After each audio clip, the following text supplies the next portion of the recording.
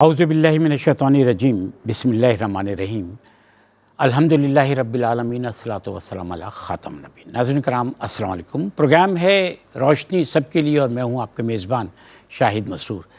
اللہ تعالیٰ نے انسان کو اپنا خلیفہ بنا کے دنیا میں بھیجا، اپنا نائب بنا کر بھیجا، اور تمام مخلوقات پر اللہ تعالیٰ نے جو کچھ تخلیق کیا اس سب میں انسان کو اللہ تعالیٰ نے فضیلت بخش دی۔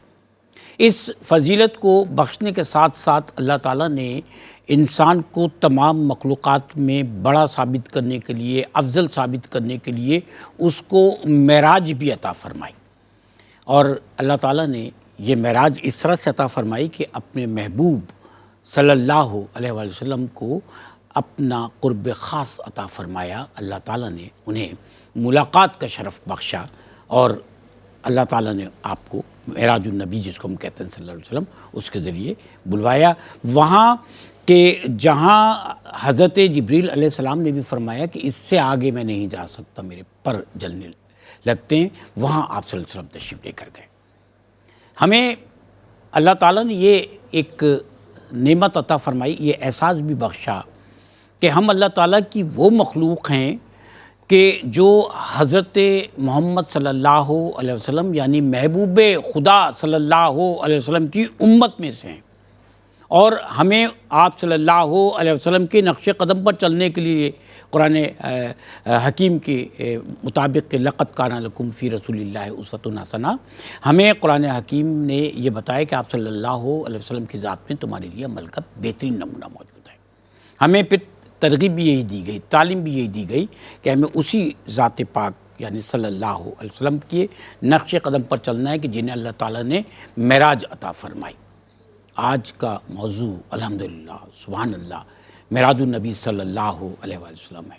موقع بھی ایسا، موضوع بھی ایسا، اور انشاءاللہ جب گفتگو کریں گے تو طبیعت جو ہے وہ اور مسرور ہوگی، مسحور ہوگی۔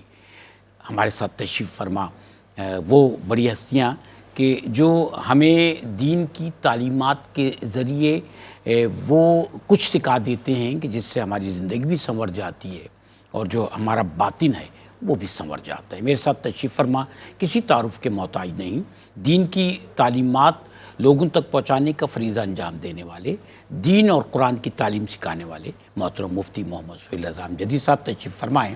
السلام علیکم صاحب۔ وعلیکم السلام ورحمۃ اللہ وبرکاتہ۔ ماشاء اللہ۔ دوسری شخصیت ہمارے ساتھ، آپ بھی معلم ہیں، خطیب ہیں، امام ہیں، اور کافی عرصے سے ARYQ-TV کے پلیٹ فارم سے دین کی تعلیم کا فریضہ انجام دے رہے ہیں۔ ہمارے ساتھ محترم مفتی زیغم علی گردیزی صاحب تشریف فرمائیں۔ السلام علیکم سر۔ وعلیکم السلام ورحمۃ اللہ۔ ماشاء اللہ۔ آج کا موضوع سر بہت ہی خوبصورت موضوع ہے۔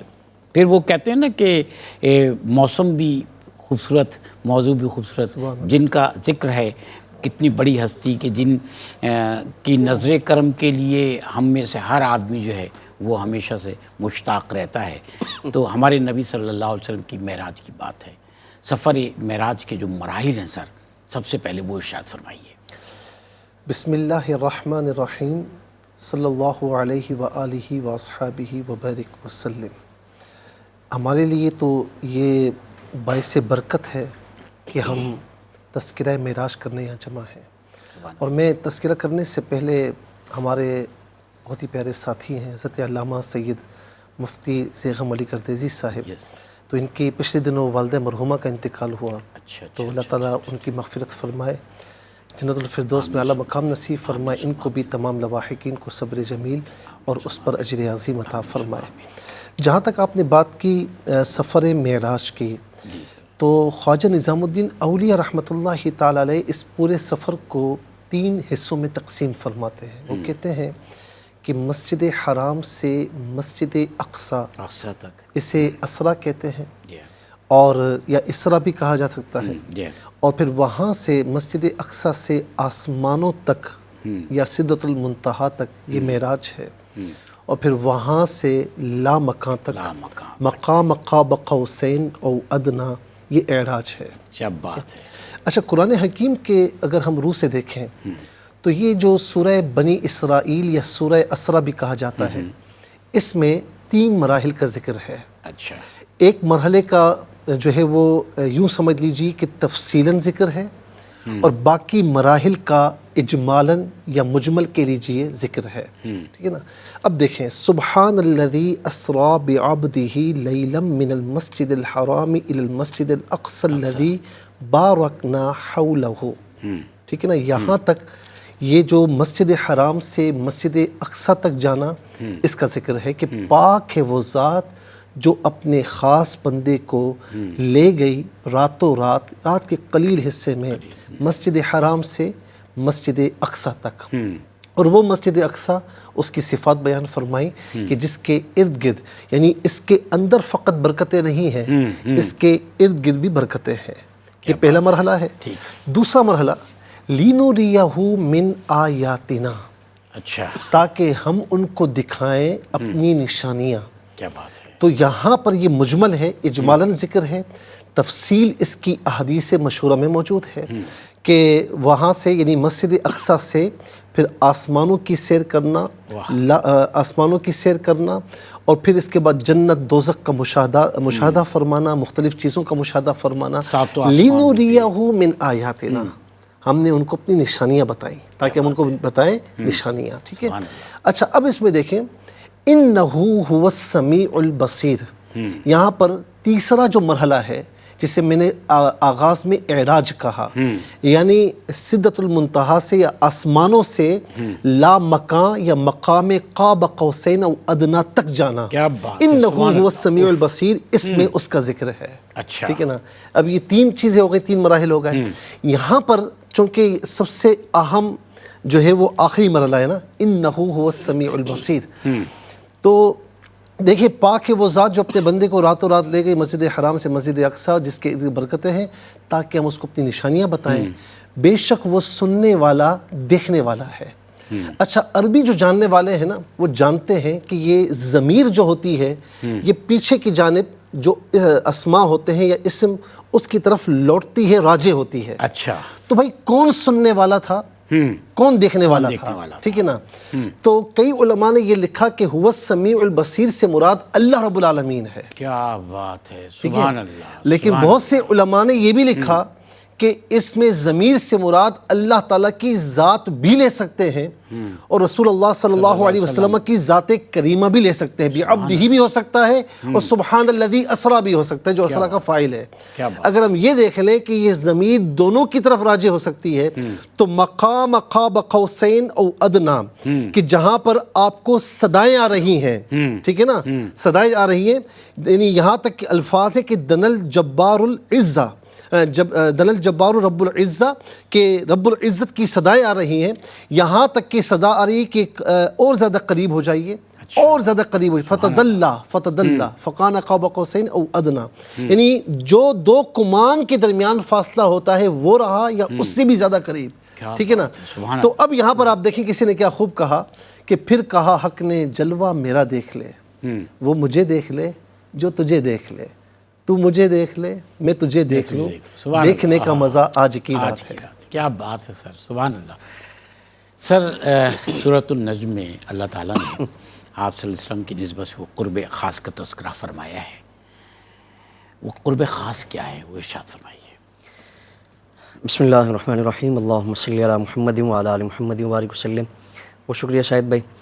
سورہ نجم میں اللہ رب العالمین نے آپ صلی اللہ تعالیٰ علیہ وآلہ وسلم کا جو معجزہ معراج ہے، بڑے حسین پیرائے میں اس کو بیان فرمایا، اور چند آیات میں اللہ رب العالمین نے انتہائی اختصار اور انتہائی جامعیت کے ساتھ اللہ رب العالمین نے پورے سفر معراج اور پورے معجزہ معراج کو بیان فرمایا، اور بالخصوص معجزہ معراج کا جو کمال اور جو عروج ہے، جو انتہا ہے، اس کو دو آیات میں اللہ رب العالمین نے بالکل سمندروں کو کوزے میں بند کرنے والی بات ہے، اور انتہائی خوبصورت انداز میں اللہ رب العالمین نے اس کیفیت کو بیان فرمایا۔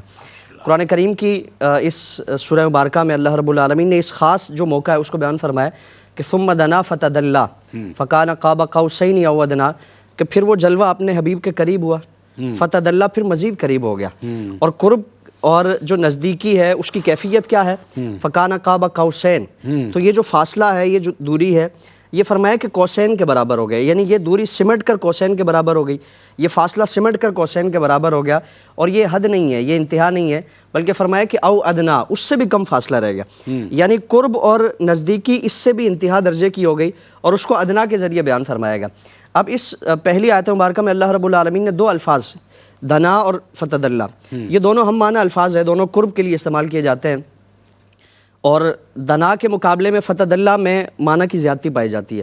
عربی کا اصول ہے کہ کثرت حروف و کثرت معنی پر دلالت کرتے ہیں، اچھا، تو فتدلی میں یعنی مزید قریب ہوا، اور پھر اس سورہ مبارکہ میں اس آیت کریمہ میں 2 مرتبہ یہ لفظ استعمال فرمائے گئے۔ تو علماء فرماتے ہیں کہ یہاں 2 طرح کے اللہ رب العالمین کی طرف سے آپ کو خاص قرب عطا فرمائے گا، اچھا، قرب صفات اور قرب ذات، یعنی اللہ رب العالمین کی تمام تر صفات نے اور ذات باری تعالیٰ نے آپ کو اپنے حصار التفات میں، حصار محبت میں، حصار چاہت میں لے لیا، اور انتہا درجے کی آپ کو قربت عطا فرمائی گئی۔ قرب صفات کیا ہے کہ ثم دنا کی صورت میں اللہ رب العالمین کی صفات باری تعالیٰ نے آپ کو اتنا قریب کیا کہ صفات محمدی پر، آپ صلی اللہ تعالی وسلم کی صفات پر صفات الہیہ کا غلبہ آ گیا، صفات الہیہ کا رنگ چڑھ گیا، اور آپ تمام تر اللہ رب العالمین کی جو صفات ہے اس کے مظہر کامل بن گئے، مظہر اتم بن گئے۔ یہ آپ صلی اللہ تعالی وسلم کے لیے اللہ رب العالمین کی صفات کی ایک معراج تھی۔ پھر دوسری جو خاص آپ کو قربت عطا فرمائے گی وہ قرب ذات ہے۔ جب آپ صلی اللہ تعالی وسلم اللہ رب العالمین کی تمام تر صفات سے بہرور ہو گئے، تو اب ذات باری تعالیٰ جو تجلیات ہے اس سے آپ کو وہ تجلیات باری تعالیٰ آپ پر جلوہ فگن ہو گئے، اور پھر یہ جب آپ کو اللہ رب العالمین نے ملکہ عطا فرمایا، یہ کمال، یہ خوبی، یہ اعزاز اور یہ عروج عطا فرمایا، تو آپ نے چشم سر سے اور چشم دل سے بغیر کسی حجاب کے جاگتی حالت میں، بیداری کی حالت میں اللہ رب العالمین کے جلووں کا دیدار کیا، اور پھر وہ دیدار کیسا ہے کہ اللہ رب العالمین کی ذات نے آپ کو صاحبان کرم میں لے لیا، اور تمام تر اللہ رب العالمین کے صفات کے آپ مظہر اتم بن گئے، مظہر کامل بن گئے، اور اللہ رب العالمین کی ذات، آپ اللہ رب العالمین کی تجلیات کے آپ مظہر کامل بن گئے، یعنی اور پھر اس کی طرف سے صفاتی طور پر بھی اللہ تعالیٰ نے جو ہے انتہا قرب اور پھر قرب عطا فرمایا، اور پھر اس کے بعد روحانی، اور آپ کو ذاتی طور پر بھی، ذات باری تعالیٰ کی طرف سے بھی آپ کو اتنا خوبصورت آپ فرما رہے ہیں، میرا دل نہیں چاہ رہا تھا یقین کیجئے کہ میں انٹرپٹ کرتا، ایک وقفہ درمیان میں حائل ہے، انشاءاللہ حاضر ہوتے ہیں، بات کو آگے بڑھائیں گے۔ ناظرین کرام، ایک دفعہ پھر آپ کو خوش آمدید کہتے ہیں۔ آج کا پروگرام روشنی سب کے لیے بہت خوبصورت موضوع کے ساتھ، یعنی سفر معراج صلی اللہ علیہ وسلم، معراج النبی صلی اللہ علیہ وسلم۔ ہمارے ساتھ محترم مفتی محمد سہیل اعظم جدید صاحب تشریف فرما ہیں، اور ہمارے ساتھ علامہ سید زیغم علی گردیزی صاحب تشریف فرما ہیں۔ ہم سر، آپ بہت خوبصورتی کے ساتھ بتا رہے تھے سفر معراج کی نسبت سے، اور ہم نے اس وقت پہ آپ کی گفتگو کو انٹرپٹ کیا تھا، اب بات جاری رکھیے سر۔ شاید میں جب آپ صلی اللہ تعالیٰ علیہ وآلہ وسلم کو اس سفر معراج میں اللہ رب العالمین نے اپنا خاص قرب صفات اور قرب ذات عطا فرمایا، اور آپ صلی اللہ تعالی وسلم صفات باری تعالیٰ اور ذات باری تعالیٰ اور تجلیات الہیہ کا مظہر اتم بن گئے، تو اب اللہ رب العالمین کی طرف سے فرمایا گیا، اور قرب کی کیفیت کیا ہے، فرمایا گیا کہ ادن منی یا حبیبی، کہ حبیب قریب ہو جائے، اور کتنا قریب، قرآن کریم کی اگلی آیت مبارکہ میں فرمایا گیا کہ فقال قاب قوسین، تو یہ فاصلہ سمٹ کر 2 قوسین کے برابر، 2 کمانوں کے برابر، یا 2 ابروں کے برابر، یا 2 بازوؤں کے برابر ہو گیا، اور پھر یہ عوام کے اذہان کے مطابق، ان کے عرف کے مطابق کلام فرمایا جا رہا ہے، کیونکہ عرب میں یہ ایک مثال بیان کی جاتی تھی، جب دوریوں کی انتہا، جو قرب کی انتہا ہے اس کو بیان کیا جانا مقصود ہوتا تو کعبہ قوسین کا لفظ استعمال کیا جاتا تھا کہ یہ قرب کی انتہا ہے، اور دوریاں ختم ہو گئی ہیں، اب فاصلے سمٹ گئے۔ اب ان کی عقلوں کے مطابق کلام فرما کر فرمایا کہ یہ انتہا نہیں ہے، یہ حد نہیں ہے، بلکہ او ادنا، اس سے بھی اللہ رب العالمین نے اپنے حبیب صلی اللہ علیہ وسلم کو قریب فرمایا، یعنی اس، اور پھر اس آیت مبارکہ میں یہاں ادنا کے ذریعے، یہاں حتیٰ نہیں فرمایا یا الہ نہیں فرمایا کہ کہاں تک، ادنا کے ذریعے ایک عام اس کو فرمایا گیا کہ اللہ رب العالمین نے اتنی قربت عطا فرمائی، اتنی نزدیکی عطا فرمائی کہ پھر اس کا اندازہ نہیں کیا جا سکتا۔ وہ اللہ رب العالمین بہتر جاننے والا ہے کہ آپ صلی اللہ علیہ وسلم کو اللہ رب العالمین نے کتنا قرب خاص عطا فرمایا۔ اعلیٰ حضرت امام اہل سنت نے فرمایا نا کہ قصر دنا تک کس کی رسائی، آتے یہ ہیں جاتے یہ ہے، اور پھر آپ کا یہ اعزاز، یہ شرف، یہ مقام و مرتبہ نہ آپ سے پہلے کسی کو عطا فرمائے گا۔ امام اہل سنت فرماتے ہیں نا کہ وہ خدا نے ہے مرتبہ تجھ کو دیا، نہ کسی کو ملے نہ کسی کو ملا، کہ کلام مجید نے کھائی شہا تیرے شہر و کلام و بقا کی قسم. کیا بات ہے ماشاءاللہ. سر اللہ تعالیٰ نے ہر معاملے میں اپنی حکمتیں رکھی ہیں جہاں ہمارا بعض اوقات ہماری سوچ بھی نہیں جا سکتی. حکمت اللہ تعالیٰ کی ہر معاملے میں ہے. تو یہ جو سفر معراج ہے اس کی مقصدیت بھی یقیناً ہے اور پھر اس کی نعمتیں بھی ہیں، وہ کیا ہیں؟ دیکھیں، اس کو سادہ انداز میں یوں کہہ لیجئے کہ جب ہم کوئی کام کرتے ہیں تو کہنے والا پوچھتا ہے، پوچھنے والا پوچھتا ہے کہ بھئی اس کی حکمت کیا ہے، یہ کام آپ نے کیوں کیا؟ تو ظاہر ہے کہ رب تعالیٰ تو خالق و مالک ہے، وہ جو چاہے کرے، ٹھیک ہے نا. لیکن علماء نے، فقہاء نے، محدثین نے، مفسرین نے اس کی بے شمار حکمتیں بیان فرمائی ہیں. جی جی. سب سے اہم یہ ہے کہ فرمایا کہ یہ جو شب معراج کا، یعنی معراج کا جو واقعہ ظہور پذیر ہوا نا، اس میں علماء کے اقوال ہیں. کچھ نے کہا کہ ہجرت سے 1 سال پہلے یا 1.5 سال پہلے یا 5 سال پہلے یہ روایت ہے. اور یہ بھی کہ یعنی بعثت نبی صلی اللہ علیہ وسلم کے 12ویں سال یہ واقعہ ہوا، یعنی ہجرت سے 1 سال پہلے. اچھا، اب ان حالات کو اگر پیش نظر رکھیں نا آپ، تو حضور نبی کریم علیہ السلام نے جب سے اعلان نبوت فرمایا اور پھر اس کے بعد 3 سال تک چھپ کر آپ نے تبلیغ فرمائی، اور پھر وَأَنذِرْ عَشِيرَتَكَ الْأَقْرَبِينَ اعلان ہوا نا، پھر آپ نے رشتہ داروں کو، پھر اس کے بعد باہر نکل کے تبلیغ فرمائی، تو پے در پہ تکلیفیں، باتیں. اور حضور نبی کریم علیہ السلام کو کسی محاذ پر نہ دشمنوں نے چھوڑا نہیں. باتیں بھی، طعن و تشنیع بھی، اس کے علاوہ ظلم و ستم کا نشانہ بھی بنایا گیا. یہاں تک آپ نے فرمایا کہ جتنی اذیتیں مجھے اللہ کے راستے میں دی گئیں، اتنی اذیتیں کسی اور نبی کے حصے میں نہیں آئیں. تو دیکھیں، یہاں پر دنیا میں ایک دوست ہو، ایک مخلص آنیسٹ دوست ہو، اور آپ غمگین ہو جائیں، وہ آپ کو غم میں مبتلا نہیں دیکھ سکتا، آپ کی دلجوئی کرے گا. ہاں، دوست نما دشمن ہو تو وہ زخموں پر نمک رکھے گا اور زیادہ پیچھے سے لگائے گا، لیکن مخلص دوست آپ کو چھوڑے گا نہیں. یہ کیسے ہو سکتا ہے؟ یہ کیسے ہو سکتا ہے کہ دنیاوی طور پر ایک انسان اگر دوست کسی کا ہو، وہ اپنے دوست کو غم کے حالات میں چھوڑ نہیں سکتا، تو میرے محبوب علیہ السلام غمگین ہے تو ان کا رب جو ان کا محب بھی ہے، وہ کیسے گوارا فرما سکتا ہے کہ میرا محبوب جو ہے وہ غم میں رہے، تکلیف میں رہے؟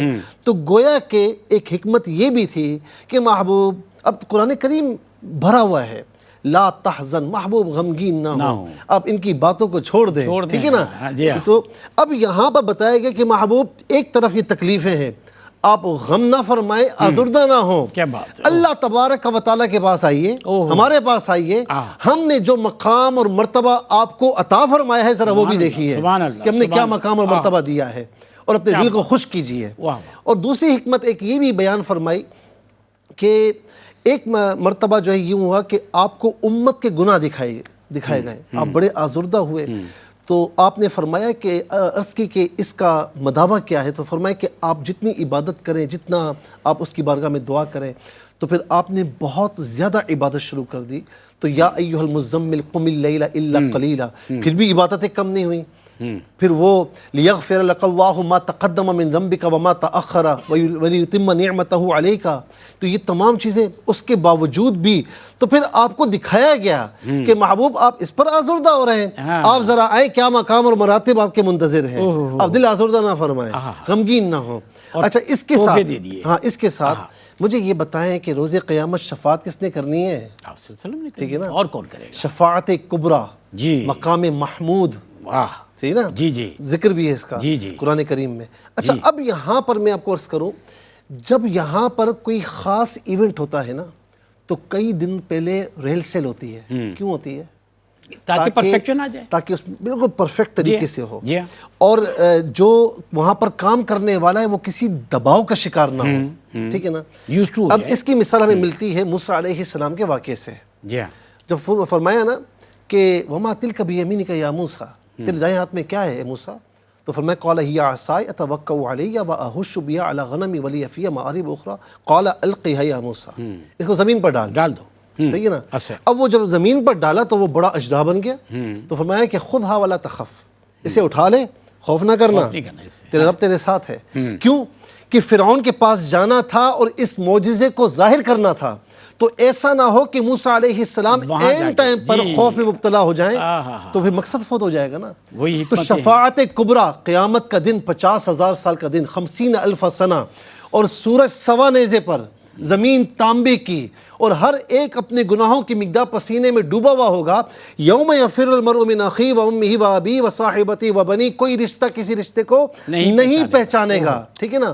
تو اتنے ہولناک دن، اتنے خوفناک عالم میں نبی علیہ السلام نے شفاعت کرنی ہے نا، کروانی ہے نا، تو پہلے سے بلا کر دوزخ کو دیکھ کے رنجیدہ ہو جاتے تھے۔ جی تو پہلے سے اللہ رب العالمین نے بلا کر ہر چیز کا مشاہدہ کروا دیا، تاکہ شفاعت کے دن کسی قسم کا خوف نہ ہو، اور آپ بغیر کسی خوف کے اللہ تعالیٰ کی بارگاہ میں اپنے امتیوں کی، گنہگار امتی کی شفاعت کر سکے۔ کیا بات ہے! آپ یقین کریں میرا دل نہیں چاہ رہا، میں چاہ رہا ہوں میں سنتا رہوں، اتنی خوبصورت گفتگو ہو رہی ہے۔ اب روحانی لطائف کی تو بات ہوئی سفر معراج کے حوالے سے، علمی لطائف بھی تو ہوں گے نا، حکمتوں کی بات ہو رہی ہے نا، اللہ تعالیٰ نے تو دینا ہی ہے اور دیا ہی ہے نا اس نسبت سے بھی، وہ ارشاد فرمائیے کہ علمی لطائف کیا ہے؟ شاید میں سفر معراج کے تمام مراحل کا اگر جائزہ لیں، بلکہ ایک ایک اس کا پہلو ہم جائزہ لیں، تو اس سے آپ صلی اللہ تعالیٰ علیہ وآلہ وسلم کی عظمت، آپ کی شان، آپ کا مقام و مرتبہ اس سے واضح ہوتا ہے۔ آپ صلی اللہ تعالیٰ علیہ وسلم کا یہ سفر شروع ہونے سے پہلے شق صدر کا معاملہ ہوا، یہ بھی آپ صلی اللہ تعالیٰ علیہ وسلم کا معجزہ ہے، اور اس میں بھی ہم دیکھیں تو آپ صلی اللہ تعالیٰ علیہ وآلہ وسلم کی بے مثل بشریت ظاہر ہوتی ہے کہ سینہ مبارک چاک کر دیا گیا، اور قلب مبارک کو نکال کر اس کو کوثر و تسلیم سے دھو کر اس میں علوم و معرفت کے خزانوں کو بھر دیا گیا، اور یہ ساری کیفیات آپ صلی اللہ تعالیٰ علیہ وسلم ملاحظہ فرما رہے ہیں، یعنی بے مثل بشریت کیسی ہے کہ وہ ساری کیفیت دیکھ کر حضور پر کوئی گھبراہٹ طاری نہیں ہو رہی، خون کا کوئی قطرہ نہیں نکل رہا، اور پھر دل نکال دیا جائے تو انسان کی تو وہ زندگی کا اختتام ہو جاتا ہے، لیکن آپ صلی اللہ تعالیٰ علیہ وسلم اپنی حیات طیبہ میں دل ہے، آب و ہوا ہے، یا دیگر اس طرح کے بشری جو لوازمات ہیں، جو ضروریات ہیں، اس کی بھی اللہ نے اپنے حبیب کے لیے محتاجی نہیں رکھی ہے۔ آپ صلی اللہ علیہ وسلم فرمائے نا کہ مجھے تو اللہ کھلاتا پلاتا ہے، یعنی اللہ رب العالمین ہی حضور کے لیے یہ سارا اہتمام فرماتا ہے۔ پھر اسی طرح آپ صلی اللہ علیہ وسلم یہاں سے تشریف لے جاتے ہیں، 3 مقامات پر روایات میں آتا ہے کہ حضور نے رک کر یہاں نماز ادا فرمائی، مدینہ منورہ میں، کوہ طور پر، اور بیت اللحم میں۔ عرض کی گئی کہ یا رسول اللہ یہاں آپ ہجرت کے بعد تشریف لائیں گے، کوہ طور پر حضرت موسیٰ ہم کلامی کے لیے تشریف لاتے تھے، اور بیت اللحم حضرت عیسیٰ علیہ السلام کی جائے ولادت ہے۔ اب یہ تینوں مقامات پر حضور رک کر یہاں نفل نماز ادا فرما رہے ہیں۔ اب سوال یہ ہے نا کہ اگر حضور مسجد اقصیٰ تشریف لے جا رہے ہیں تو وہاں تو عبادت کا زیادہ ثواب ہے، وہاں جا کر عبادت کی جائے، ان تینوں مقامات کو خاص کرنے کی وجہ کیا ہے؟ تو علماء نے فرمایا کہ یہ جن مقامات کو اللہ والوں سے نسبتیں ہو جائیں، جو مقامات اللہ والوں سے منسوب ہو جائیں، وہاں اللہ رب العالمین کی خاص برکتیں نازل ہوتی ہیں، اللہ تعالیٰ وہاں رحمتیں نازل فرماتا ہے، تو ان مقامات پر آپ صلی اللہ علیہ وسلم نماز ادا فرما رہے ہیں۔ پھر اسی طرح سفر معراج کی صورت کتنی ہے کہ وہ حضور اتنی کم مدت میں تشریف لاتے ہیں کہ کنڈی بھی ہل رہی ہے، بستر بھی گرم ہے، یہ ساری کیفیات ہیں۔ اللہ تعالیٰ نے بتایا نا کہ ٹائم سے اسپیس سے ہم لوگ محتاج ہیں، اللہ کی ذات، اللہ نے اپنے حبیب کو ان ساری چیزوں سے تو اب حضور تشریف لا رہے، اتنی صورت کے ساتھ پوری کائنات کا سفر فرما دیا، سیر عطا فرما دی، لیکن آپ صلی اللہ علیہ وسلم کا مشاہدہ کتنا ہے، اور کائنات کی ہر شے حضور کے سامنے سرسری نہیں ہے، بلکہ تفصیلاً آپ صلی اللہ علیہ وسلم اس کا مشاہدہ فرما رہے، نہ صرف روئے زمین پر بلکہ زمین کے اندر کیا ہے، اس دنیا سے ہو کر حضور عالم برزخ کا بھی ملاحظہ فرما رہے ہیں۔ صحیح مسلم شریف کی حدیث ہے نا، حضور نے فرمایا کہ مررت بقبر موسیٰ عند کثیب الاحمر وهو قائم یصلی فیہ، کہ میں موسیٰ علیہ السلام کی قبر کے پاس سے گزرا، سرخ ٹیلے کے پاس، فرمایا کہ وہ اپنی قبر میں کھڑے ہو کر نماز ادا فرما رہے ہیں، یعنی حضور اس کائنات میں کیا ہونے والا ہے وہ تو حضور کی نگاہوں سے پوشیدہ اللہ تعالیٰ نے علمی اعتبار سے بھی کامل اور اکمل بنا اور دیا۔ حضور کا مشاہدہ اتنا ہے کہ اس جہان سے ہو کر حضور اتنی صورت کے ساتھ سفر فرما رہے، اور عالم برزخ میں حضرت موسیٰ علیہ السلام کی قبر مبارک میں کیا ہو رہا ہے، حضور اس چیز کو ملاحظہ فرما رہے ہیں۔ اور بھی باقی ڈیٹیلز ہیں، میں آپ کی اجازت سے وقفے پہ پھر آتے ہیں، اسی بات کو کنٹینیو کرتے ہیں۔ بہت خوبصورت تذکرہ ہے سفر معراج، ہمارے ساتھ رہیے گا۔ ناظرین کرام، روشنی سب کے لیے آخری سیگمنٹ ہے آج کے پروگرام کا، اور ہمارے ساتھ محترم مفتی سہیل اعظم جدید صاحب تشریف فرما ہیں، محترم علامہ سید زیغم علی گردیزی صاحب تشریف فرما ہیں۔ معراج النبی صلی اللہ علیہ وسلم آج کا موضوع ہے، اور بہت ہی خوبصورت تذکرہ چل رہا ہے، روحانیت ہے، پروگرام میں بھی ہے، گفتگو میں بھی ہے، تذکرہ بھی روحانیت کے اعتبار سے، اور پھر بات کس کی ہو رہی ہے؟ آپ صلی اللہ علیہ وسلم اور پھر سفر معراج کی.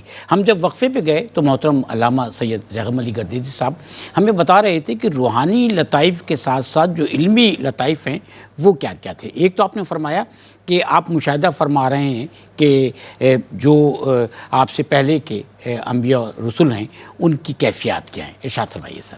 شاید بھی یہ جو حدیث مبارکہ اس میں حضرت موسیٰ علیہ السلام کی کیفیت کو بیان کیا گیا، تو کسی عاشق نے اس کی ایک اور تشریح فرمائی جی کہ یصلی یہ صرف نماز کے لیے نہیں آتا بلکہ درود کے لیے بھی آتا ہے. تو یقیناً حضرت موسیٰ بھی جانتے ہیں کہ اس راستے سے امام الانبیاء صلی اللہ علیہ وسلم کا گزر ہونا ہے، تو وہ آپ کے استقبال کے لیے کھڑے ہو کر آپ صلی اللہ علیہ وسلم کی بارگاہ میں درود و سلام کے نذرانے پیش کر رہے ہیں. یصلی فی کہ وہ اپنی قبر مبارک میں آپ صلی اللہ علیہ وسلم پر درود پیش ہے.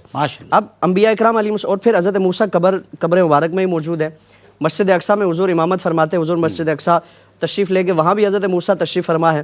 اور پھر آسمانوں کی جب حضور نے سیر فرمائی تو حضرت موسیٰ استقبال کے لیے وہاں بھی موجود ہے. تو اس سے علماء کرام نے یہ عقیدہ جو قرآن نے اور احادیث نے ہمیں عقیدہ عطا فرمایا نا کہ اللہ رب العالمین اپنے برگزیدہ بندوں کو یہ کمال، یہ طاقت اور یہ اختیار عطا فرماتا ہے کہ ایک ہی وقت میں اپنے جسم حقیقی کے ساتھ متعدد مقامات پر موجود ہوتے ہیں. یہ اللہ رب العالمین نے اپنے برگزیدہ بندوں کو یہ کمال عطا فرمایا. ماشاءاللہ. پھر انبیاء اکرام علیہ السلام نے مسجد اقصیٰ میں اس سے پہلے بھی نمازیں ادا کی، لیکن ان کی نماز ادا کرنے کے بعد سے مسجد اقصیٰ کی نماز کی فضیلت وہ نہیں تھی، بلکہ حضور تشریف لائے تو اللہ رب العالمین نے صرف عام مساجد سے ہٹ کر اس کو ایک خاص پروٹوکول عطا فرمایا. اور وہ خاص اعزاز کیا ہے کہ حضور کے یہاں قدم مبارک یہاں لگے ہیں تو اللہ رب العالمین نے حضور کی برکت سے اس مسجد کو یہ کمال، یہ شرف اور یہ بزرگی عطا فرمائی کہ ایک نماز پڑھیں گے اللہ رب العالمین 50,000 نمازوں کے برابر ثواب عطا فرمائے گا. پھر یہاں آپ صلی اللہ علیہ وسلم جب تشریف لاتے ہیں، اب حضور اگر تشریف نہ لاتے تب بھی معراج کا معاملہ وہ مرحلہ مکمل ہو جاتا، لیکن حضور تشریف لا رہے ہیں، مسجد اقصیٰ میں نماز ادا فرما رہے ہیں، انبیاء کی امامت فرما رہے ہیں. حضور کی معراج تو ہو جاتی لیکن انبیاء کو بھی معراج کرانی تھی، اور انبیاء کی معراج کے لیے آپ صلی اللہ علیہ وسلم کو یہاں تشریف آوری ہوئی اور حضور یہاں تشریف لاتے ہیں. اس سفر کا حصہ بنانا تھا، اس سفر کا حصہ بھی بنایا گیا اور انبیاء کو یہ شرف اور اعزاز عطا فرمایا گیا کہ وہ حضور کی زیارت سے مشرف ہوں. اور انبیاء کی معراج یہ ہے کہ آپ صلی اللہ علیہ وسلم کا انہیں دیدار کا موقع عطا فرمایا جائے. پھر اسی طرح حضور مختلف آسمانوں پر تشریف لے جاتے ہیں. ہر آسمان میں پوچھا جاتا ہے کہ کون ہے، تو جبریل امین عرض کرتے ہیں کہ آپ صلی اللہ علیہ وسلم تشریف لائے. حضور کا نام نامی اس میں گرامی سنا جاتا ہے تو دروازہ کھول دیا جاتا ہے. یہاں تشریح بڑی خوبصورت اور ایک علمی نقطہ اور انتہائی خوبصورت بات فرمائی گئی کہ کمال، بلندی، عزت اور عروج کا جو بھی دروازہ ہے نا وہ نام نامی اس میں گرامی صلی اللہ علیہ وسلم کی برکت سے کھلتا ہے. یعنی کسی کو کوئی بھی عزت چاہیے، کوئی بھی حیثیت چاہیے، کوئی بھی مقام و مرتبہ چاہیے تو اس کو کھولنے کے لیے آپ صلی اللہ علیہ وسلم وسیلہ ہے. حضور کا ذکر کیا جائے اللہ رب العالمین دنیا میں بھی اور آخرت میں بھی کامیابی کے دروازے کھول لیتے ہیں. کیا بات ہے، بہت ہی خوبصورت نقطہ سر. آپ صلی اللہ علیہ وسلم تشریف لے کے جاتے ہیں اور وہی بات ہے نا کہ جب اللہ تعالیٰ نے اپنے محبوب صلی اللہ علیہ وسلم کو یہ شرف بخشا، بلوایا، تو پھر تحائف بھی دیے کچھ، اور وہ تحائف بھی اللہ تعالیٰ سے جب لے کر آئے، جس طرح کہ عطیات میں بھی آپ صلی اللہ علیہ وسلم نے جو سلام ہے، سلامتی ہے، وہ صالحین کی طرف اس کو جو ہے وہ رجوع کرایا. تو اسی طرح جو تحائف اللہ تعالیٰ نے بخشے وہ بھی امت کے لیے لے کر آئے. تو وہ تحائف کیا کیا ہیں سر، ذرا اس کی ڈیٹیل بتائیے. دیکھیں، ایک تو یہ ہے کہ ہمیں تھوڑا سا یہ اسباق پر بھی غور کرنا چاہیے. میں مختصراً اس پر بھی عرض کروں گا. جیسے مثال کے طور پر حضور نبی کریم صلی اللہ تعالی علیہ وسلم کو شب اسرا دو چیزیں پیش کی گئیں، دودھ اور ایک مشروب جسے شراب بھی کہا جاتا ہے. تو آقا علیہ السلام نے دودھ کو اختیار فرمایا تو جبرائیل علیہ السلام نے عرض کی کہ یا رسول اللہ، آپ نے فطرت کو اختیار فرمایا ہے. آج میں اس امت کو یہ عرض کروں گا کہ آقا علیہ السلام نے دنیاوی آسائشات کو چھوڑا ہے، ٹھیک ہے نا، اور اللہ رب العالمین کی محبت کو اختیار فرمایا ہے. تو بحیثیت امتی ٹھیک ہے آپ زندگی بسر کریں، لیکن کم از کم رزق حلال تو ہونا، کسی کا مال ہڑپ تو نہ کریں، یا اپنے ذرائع آمدنی جو ہے وہ درست رکھیں. دوسرا یہ ہے کہ زندگی گزاریے آخرت کی تیاری کے لیے. اس کے علاوہ جو ہے وہ یہ سفر ہے، منزل وہ ہے. منزل وہ ہے. اور سفر میں بندہ دائمی طور پر رہنے کے لیے تیار نہیں سفر ہوتا. کرتا ہی منزل کے لیے ہے. مسافر ہوتا ہے. مسافر سفر کرتا ہی منزل کے لیے. جی ہاں. اچھا اسی طریقے سے ایک یہ ہوا کہ ایک مقام جہنم میں آپ نے مشاہدہ فرمایا کہ کچھ لوگوں کو عذاب ہو رہا ہے جہنم میں. تو آپ نے پوچھا، جبرائیل علیہ السلام نے عرض کی کہ یا رسول اللہ یہ آپ کی امت کے بے عمل واعظین ہیں. اچھا. جو خود عمل نہیں کرتے تھے اور لوگوں کو عمل کی طرف بلاتے تھے. تو ہمیں چاہیے کہ ہم میاں نصیحت نہ بنیں کہ ہمیشہ دوسروں کو نصیحت میاں فصیح نہیں. میں اس اعتبار سے کہہ رہا ہوں کہ نصیحت وہ والے میاں نہ بنیں، بلکہ آپ خود عمل کریں، اس کے بعد دوسروں کے لیے کہیں. اور یہ بات بھی یاد رکھیں کہ جو خود بے عمل ہو، چلاتا رہے، علم کے دریا بہا دے، اس کی زبان میں تاثیر اللہ رب العالمین پیدا نہیں فرماتا. میرے نبی علیہ السلام نے پہلے عمل کر کے دکھایا اور اس کے بعد آپ نے بات کو آگے بڑھایا. پھر اسی طریقے سے خواتین کو آپ نے اس طرح جہنم میں دیکھا تو عرض کی گئی یا رسول اللہ اس کی وجہ یہ کہ ناشکریاں بہت کرتی ہیں. دیکھیں مرد ہوں خواتین ہوں، جو بھی ناشکری کرتا ہے، ناشکری اللہ تعالیٰ کو سخت ناپسند ہے. اللہ تعالیٰ کی بارگاہ میں شکر ادا کرنا چاہیے. اور پھر اس کے ساتھ جو شب معراج آپ دیکھیں ایک انسان ہے نا، ہم معاشرے میں رہتے ہیں، اگر ہم میں سے کسی کا تعلق کسی بڑے ڈیزگنیشن والے سے جڑ جائے نا، وہ اوروں سے چھپاتا ہے کہ میں اکیلا جاؤں، جو کچھ ہے اکیلا سمیٹ کر آؤں، جو فوائد میں خود سمیٹوں اور لوگوں کو کہوں کہ ہاں بھائی کیا کام ہے آپ کا، میں بولوں گا نا. یہاں پر آپ دیکھیں کہ کیسا نبی ہے، کیسا محبت کرنے والا ہے. اچھا محبت بھی کس سے کر رہا ہے کہ جو ان کے احکامات کا خیال بھی نہیں کرتے، جن کے لیے رنجیدہ ہوتے ہیں ان کے اعمال کی وجہ سے، پوری راتیں ہماری فکر میں. اچھا پھر آپ یہ دیکھیں کہ اللہ تعالیٰ کی بارگاہ میں گئے، السلام علیکہ ایہا النبی، وہ فرما رہا ہے کہ سلامتی ہو آپ پر اے نبی. تو عرض کرتے ہیں کہ السلام علینا وعلی عباد اللہ الصالحین، ہم پر تو سلامتی ہو لیکن یا اللہ میری امت پر بھی سلامتی ہو، امت کے صالحین. جی. اچھا اب یہاں پر آپ دیکھیں کہ اللہ رب العالمین نے تحفہ عطا فرمایا نا، یعنی ایک تو شب معراج امت کو نہیں بھولے، تحفہ بھی لے کر آئے اللہ تعالیٰ کی بارگاہ سے. اور 50 نمازیں تھیں، موسیٰ علیہ السلام کی وساطت سے کم کرواتے رہے یہاں تک کہ 5 ہو گئیں، بار بار گئے. یہاں تک کہ موسیٰ علیہ السلام نے پھر عرض کی کہ یا رسول اللہ آپ کی امت نہیں پڑھ پائے گی، آپ جائیے. تو فرمائے کہ اب مجھے جانے سے حیا آتی ہے، اب میں اس کے بعد نہیں جا سکتا. تو اللہ رب العالمین کی جانب سے کیا کہا گیا، کیا فرمایا گیا کہ محبوب ہماری بات، ہمارے کلمات تبدیل نہیں ہوتے. 50 نمازیں فرض کی تھیں، آپ نے 5 کروا دی، لیکن آپ کا کوئی بھی امتی پڑھے گا 5 نمازیں لیکن ہمارا کلام تبدیل نہیں ہوتا، ہم اس کو 50 نمازوں کا ثواب عطا فرماتے ہیں. ذرا غور کیجئے کہ اس وقت اگر 50 نمازیں ہوتی، جی اگر 50 نمازیں فرض ہوتی تو کیا کرتے شاید بھائی؟ میرے خیال میں یہ آستینیں ہماری نیچے ہی نہ آتی، ہم وضو کر رہے ہوتے. باقی عمر کیسے سوتے جاگتے، بزنس کرنا، ملازمت تو کیسے ہوتا؟ یہ اللہ رب العالمین نے اپنے محبوب علیہ السلام کے صدقے میں کرم فرمایا کہ 50 نمازوں کے بدلے میں 5 نمازیں ہوئیں. اور آج ثواب 50 کا. لیکن آج اگر ہم نماز نہ پڑھیں، کیونکہ الصلاۃ معراج المؤمن، نماز میرے محبوب فرماتے ہیں کہ آنکھوں کی، یہ نماز مومن کے لیے معراج ہے، نماز میرے محبوب کی آنکھوں کی ٹھنڈک ہے. دیکھیں شب معراج یہ تحفہ ملا، تو یہ رسول اللہ صلی اللہ علیہ وسلم کی معراج یہ تھی کہ اللہ رب العالمین کی بارگاہ میں گئے. ایک مسلمان معراج حاصل کرنا چاہے تو وہ نماز کے ذریعے اس معراج کا مزہ حاصل کر سکتا ہے. کیسے؟ یعنی کچھ قطرے حاصل کر سکتا ہے. السلام علیکہ ایھا النبی، ہر نماز میں جب یہ پڑھتے ہیں نا تو علماء فرماتے ہیں کہ اس کو بطور خبر نہ پڑھ، بطور انشاء پڑھ. السلام علیکہ ایھا النبی، تو معراج کا لطف یہاں. جی اور دوسری آخری بات کہ رسول اللہ صلی اللہ علیہ وسلم کی پیروی میں مسلمان کی معراج ہے. علامہ اقبال نے فرمایا نا، مجھے کیا کام تھا رکوع سے، مجھے کیا خبر تھی سجود کی، تیرے نقش پاک کی تلاش تھی جو جھکا رہا میں نماز میں. سر 1 منٹ ہے میرے پاس، اتنا خوبصورت موضوع، اتنی اچھی باتیں ہو رہی ہیں، میسیج بھی آپ کا آج کے پروگرام کی میلاد النبی صلی اللہ علیہ وسلم کی نسبت سے ہمارے ناظرین کے لیے.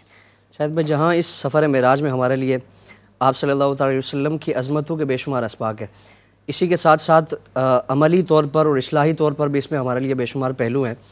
آپ صلی اللہ تعالیٰ علیہ وآلہ وسلم مکہ مکرمہ میں کفار کی طرف سے سختیاں برداشت کی، مصائب و آلام برداشت کیے، لیکن پائے صبات میں لغزش تک نہیں آتی، پائے استقلال میں لغزش تک نہیں آتی، اور مستقل مزاجی کے ساتھ ثابت قدمی کے ساتھ آپ صلی اللہ تعالیٰ علیہ وآلہ وسلم تبلیغ حق کا جو فریضہ ہے اس کی انجام دہی فرماتے ہیں، اور پھر اسی کے نتیجے میں آپ کی دل جوئی کے لیے، آپ صلی اللہ تعالیٰ علیہ وسلم کی ڈھارس اور امید اور آپ کی عظمتوں کا اظہار کرنے کے لیے آپ کو اللہ رب العالمین نے یہ معجزہ عطا فرمایا، اور یہ ایسا معجزہ کہ نہ کسی کو پہلے دیا گیا نہ بعد میں کسی کو یہ اعزاز و شرف ہے۔ تو یہ قرآن میں ہمارے لیے ایک تسلی ہے، ایک امید ہے کہ اگر مصائب و آلام ہیں، دین پر چلتے ہوئے مشکلات پیدا ہوتی ہیں، پریشانیوں کا معاملہ ہے، سختیاں ہیں، تو اس پر ثابت قدمی کریں گے، اللہ رب العالمین عزتوں سے نوازے گا۔